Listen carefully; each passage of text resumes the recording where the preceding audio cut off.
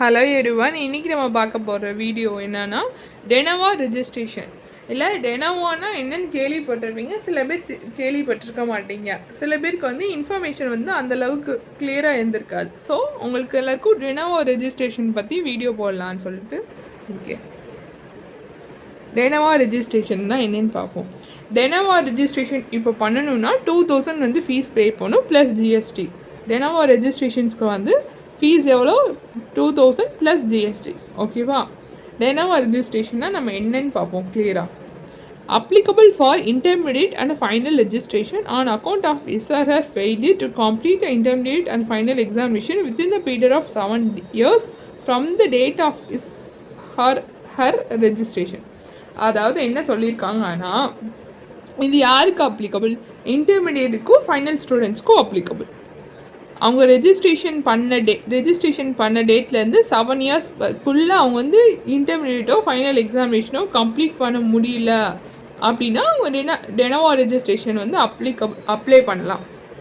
கிளியராக சொல்கிறேன். டெனோவா ரெஜிஸ்ட்ரேஷன் வந்து யாருக்கு அப்ளிகபிள்? ஃபஸ்ட்டு வந்து இன்டர்மீடியட்டுக்கும் ஃபைனல் ஸ்டூடெண்ட்ஸ்க்கும் அப்ளிகபிள். எவ்வளோ ஃபீஸ் பே பண்ணணும்? 2000 ப்ளஸ் ஜிஎஸ்டி வந்து ஃபீஸ் பே பண்ணணும். அவங்க ரெஜிஸ்ட்ரேஷன் பண்ண டேட்லேருந்து 7 இயர்ஸ்க்குள்ளே இப்போ இன்டர் வந்து ரெஜிஸ்டர் பண்ணியிருக்காங்க 23 அப்படின்னா அவங்க 2030க்குள்ளே வந்து அவங்களால இன்டர்மீடியட் கம்ப்ளீட் பண்ண முடியல. ஃபார் எக்ஸாம்பிள் ஒரு பர்சனால் கம்ப்ளீட் பண்ண முடியல அப்படின்னா அவங்க வந்து என்னவா ரெஜிஸ்ட்ரேஷனுக்கு அப்ளை பண்ணணும். அப்படின்னா தான் ஃபர்தராக அவங்களால எக்ஸாமினேஷன் வந்து அட்டென்ட் பண்ண முடியும்.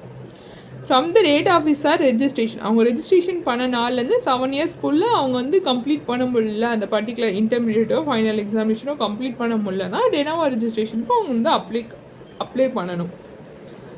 ஏதோ ஒரு காரணத்தினால அவங்களால எக்ஸாம் எழுத முடியல, இல்லை கிளியர் பண்ண முடியல அப்படின்னா டெனோவா ரெஜிஸ்ட்ரேஷனுக்கு அப்ளை பண்ணணும்.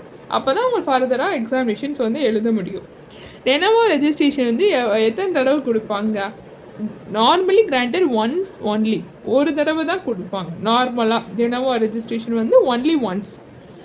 இப்போது the second time de novo registration maybe granted. Second time de novo registration maybe granted, ஷியோராக சொல்லலை, மேபி கிராண்டட். எப்போ கொடுப்பாங்க அப்படின்னா if the student has pass at least one group, ஒரு குரூப் வந்து பாஸ் பண்ணியிருக்காங்க, அதே மாதிரி அவங்க 2 சப்ஜெக்டில் வந்து எக்ஸாம்ஷன் வச்சுருக்காங்க அப்படின்னா மேபி கிராண்ட் வந்து பண்ணுவாங்க.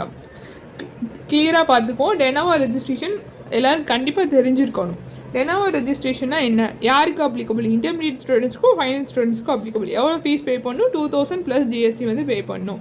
அவங்க ரெஜிஸ்ட்ரேஷன் பண்ண டேட்லேருந்து ஃப்ரம் த டேட் ஆஃப் ரெஜிஸ்ட்ரேஷன்லேருந்து 7 இயர்ஸ்க்குள்ளே அவங்களால அந்த பர்டிகுலர் கோர்ஸ் இன்டர்மீடியட்டோ ஃபைனலோ பர்டிகுலர் எக்ஸாமினேஷனுக்கு கிளியர் பண்ண முடியலன்னா டெனோவா ரெஜிஸ்ட்ரேஷன் வந்து பண்ணிக்கலாம்.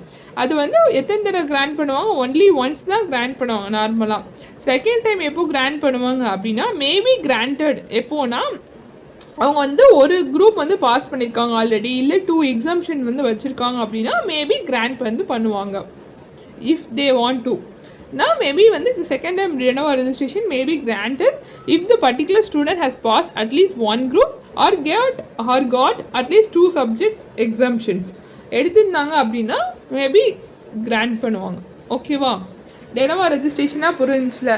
இது யாருக்கு அப்ளிகபிள், எவ்வளோ ஃபீஸ் பே பண்ணணும், எத்தனை வருஷத்துக்குள்ளே நம்ம கிளியர் பண்ணலன்னா யார் வந்து டெனோவா ரெஜிஸ்ட்ரேஷனுக்கு அப்ளை பண்ணணும், எத்தனை தடவை கிராண்ட் பண்ணுவாங்க, எல்லாமே உங்களுக்கு கிளியராக புரிஞ்சில. இது சம்மந்தமாக ஏதாவது டவுட்ஸ் இருந்துச்சுன்னா கமெண்ட் செக்ஷனில் கமெண்ட் பண்ணுங்கள். இந்த வீடியோ பிடிச்சிருந்துச்சுன்னா லைக் பண்ணுங்கள். இன்னும் என்னோட சேனல் சப்ஸ்கிரைப் பண்ணாமல் பார்த்துருந்தீங்கன்னா மறக்காமல் சப்ஸ்கிரைப் பண்ணிவிடுங்க.